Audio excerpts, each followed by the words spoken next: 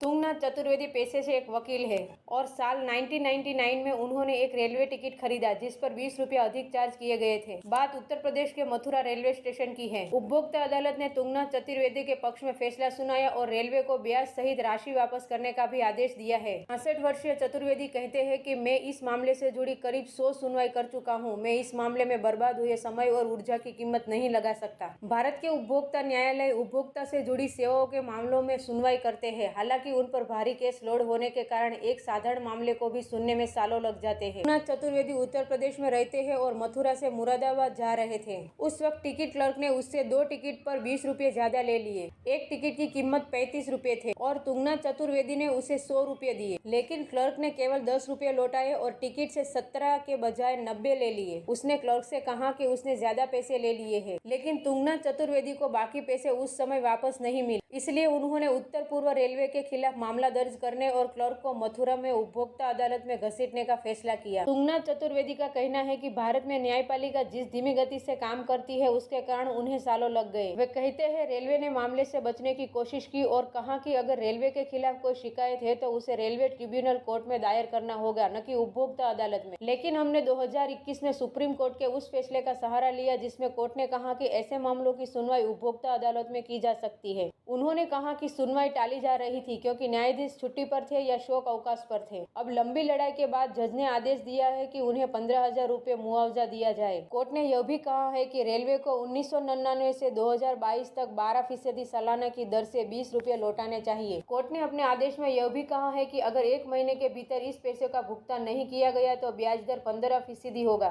तुंगनाथ चतुर्वेदी का कहना है कि उन्हें जो मुआवजा मिला है वह मामले के कारण उन्हें हुए मानसिक दर्द की तुलना में बहुत कम है। उनके परिवार ने बार बार उन्हें यह कहते हुए केस वापस लेने के लिए कहा कि यह समय की बर्बादी है, लेकिन वे नहीं रुके। वे कहते हैं कि यह पैसे के बारे में नहीं है। मेरे लिए यह मामला हमेशा न्याय की लड़ाई और भ्रष्टाचार के खिलाफ लड़ाई थी। मैं खुद एक वकील हूँ, इसलिए मुझे वकील का भुगतान नहीं करना पड़ा और अदालत जाने का खर्च वहन नहीं करना पड़ा, नहीं तो मेरे खर्च बढ़ जाते। उनका मानना है कि कोई भी व्यक्ति चाहे किसी भी पद पर क्यों न हो, अगर लोग उनके गलत कामों के खिलाफ आवाज उठाते हैं तो वे जवाबदेही से नहीं बच सकते। उनका कहना है कि उन्हें उम्मीद है कि मामला दूसरों को प्रेरित करेगा और एक संदेश भेजेगा कि जब भी मुश्किल हो रही है तब भी हार मानने की कोई जरूरत नहीं है।